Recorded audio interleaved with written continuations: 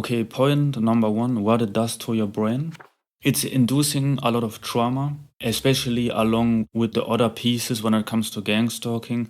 And that is very important because they need you to have you in that traumatic state, in that stressed out state all the time. Because then you can't function, you can't talk, you can't make sense. Also, together with privacy invasion, this is causing the most stress and trauma, that your privacy is constantly being invaded, together with the noise campaign. So this in conjunction is doing most of the work, basically. You always feel stressed out, you have a low emotion. They work really hard to keep that up on a certain level, because if you always feel stressed out, at some point you're just tired. Okay, you lay in bed or you become depressed. So it's very important to combat, and you can fight that by doing exercise, finding activities that bring joy, maybe playing video games or just watching some interesting stuff to keep some good mood, okay, to keep yourself in a good mood. That's very important. Otherwise, you will just fall apart. And it happened to me a couple of times, just completely collapsing. You can regroup, it's possible to cope. Okay, next point is buildings. I talked a little bit about it in the last video, but I want to touch on it again. As far as I experienced it, it's in every building, flats or houses, it doesn't matter. It happened to me with my parents, where I used to live, and also in the flat that I'm living right now. The noise is very similar. It seems kind of coordinated and scripted. Also in public, which is funny. So let's say you go to the store or you go into certain public buildings. They producing a lot of noise. Then especially with the skids together outside, they're combining it with the skids a lot. So skids means they producing skids or feeder according to your life. Okay, so they maybe know about certain concerns in your life, or maybe they know about what is up in your life, and then they kind of referring to that. They're referring to your existence. Here's an example how they give hints.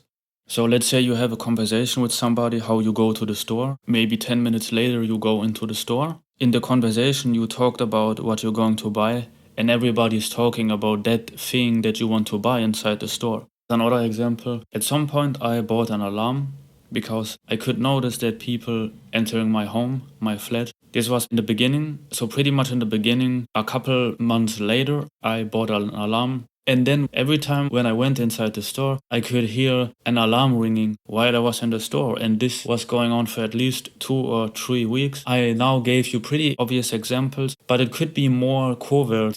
It's non-direct. So that you just know they're talking about you. And it's this dog whistling, basically. It's very similar to dog whistling. Most of the time, this hinting is very negative. Sometimes people hinting at you, or they want to give you tips, and it's maybe not negative. I have to say that as well, just to keep it honest. Outside as well, if you go outside, if you walk past a certain area, also in the flats, okay, you hear oftentimes dogs barking, but they don't have any dogs. I mean, this together with all the other techniques, it's creating a lot of chaos in your life. As far as I experience, there's not much that you can do. You always feel watched, you always feel stressed out, and you always feel traumatized. You always in the state of what the heck is going on? Why people paying attention? Why everybody cares? Okay, it's almost like this Truman Show. You feel like you're part of a Truman Show, like the movie, but you are not like a celebrity or whatever, okay?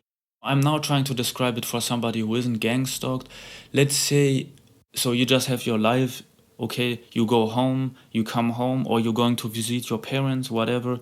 So you have a natural sense of privacy, okay? You just feel comfortable in your own skin because you're not being watched and observed all the time.